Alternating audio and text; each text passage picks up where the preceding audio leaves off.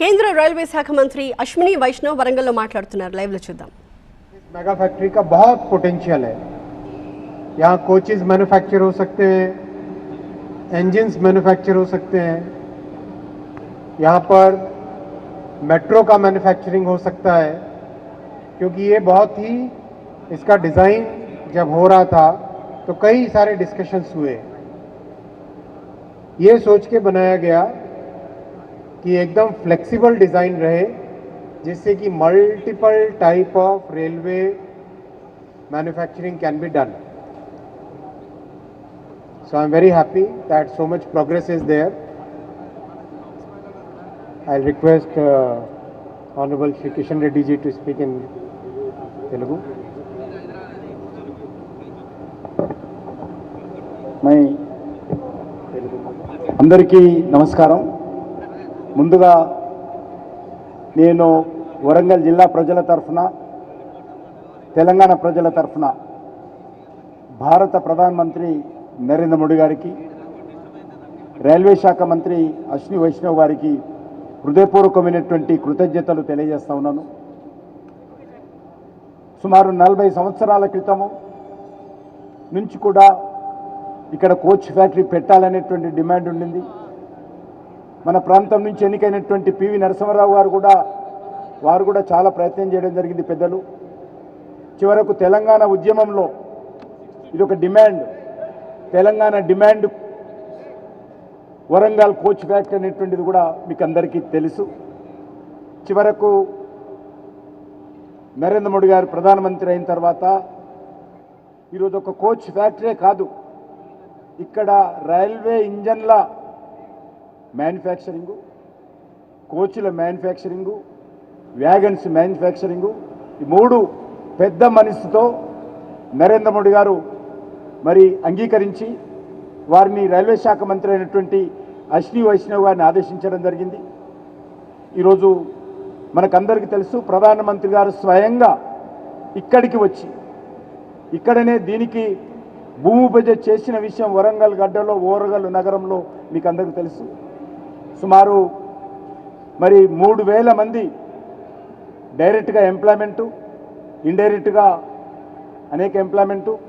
మంత్రి గారు అశ్విని వైష్ణవ్ గారి దృష్టిలో ఇంకా అనేక రకాలుగా దీన్ని మరింత అభివృద్ధి చేయాలనేటువంటి ఆలోచన వారు చేస్తూ ఉన్నారు. వారికి మనస్ఫూర్తిగా నేను ధన్యవాదాలు తెలియజేస్తా ఉన్నాను. తప్పకుండా నరేంద్ర మోడీ గారు ఏదైనా గ్యారంటీ ఇస్తే ఆ గ్యారంటీని అమలు చేసేటువంటి గ్యారంటీకి ప్రతిరూపమే ఈరోజు నరేంద్ర మోడీ గారు. ఏదైనా మాట ఇస్తే మాట ప్రకారం మీకు అందరికీ తెలుసు. ఈరోజు వరంగల్ రైల్వే స్టేషన్ అత్యంత అద్భుతంగా ఈరోజు తెలంగాణలో 40 రైల్వే స్టేషన్లు జరుగుతున్నాయి అభివృద్ధి, అందులో వరంగల్ రైల్వే స్టేషన్ కూడా అభివృద్ధి జరిగింది. ప్రధానమంత్రి గారి చేతుల మీదుగా ఆ వరంగల్ రైల్వే స్టేషన్ను ఇనాగ్రేట్ చేస్తుంది.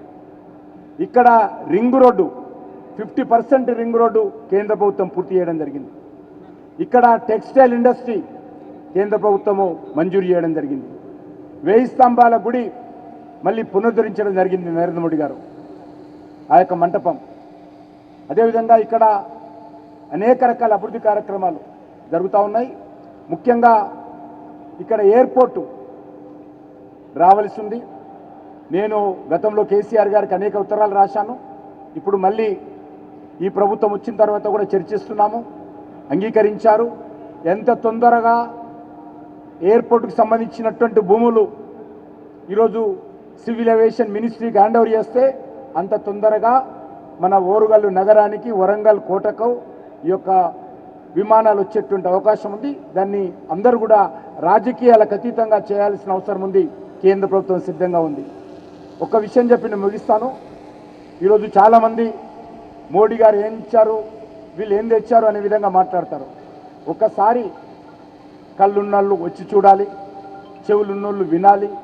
కనీసం మా టీవీల ద్వారా, ప్రచార ప్రసార సాధనాల ద్వారా మోడీ గారు చేస్తున్నటువంటి అభివృద్ధి కార్యక్రమాలు స్వయంగా చూడాలని కోరుకుంటూ, నేను మరొకసారి అశ్విని వైష్ణవ్ గారు ఎంతో బిజీ ఉన్నప్పటికీ, వ్యక్తిగతంగా అనేక రకాల సమస్యలు ఉన్నప్పటికీ కూడా ఈరోజు వారు మరి సమయం తీసుకొని రివ్యూ చేయడం కోసము, ఈ యొక్క రైల్ మ్యానుఫ్యాక్చరింగ్ రివ్యూ చేయడం కోసం వారు స్వయంగా రావడము, స్వయంగా చూడడము, ఈరోజు వరంగల్ అభివృద్ధి పట్ల, తెలంగాణ డెవలప్మెంట్ పట్ల మోడీ గారి ప్రభుత్వం యొక్క కమిట్మెంట్, అశ్విని వైష్ణవ్ గారి రైల్వేల అభివృద్ధి పట్ల ఉన్నటువంటి కమిట్మెంట్ మనం అర్థం చేసుకోవచ్చు, అండర్స్టాండ్ చేసుకోవచ్చు.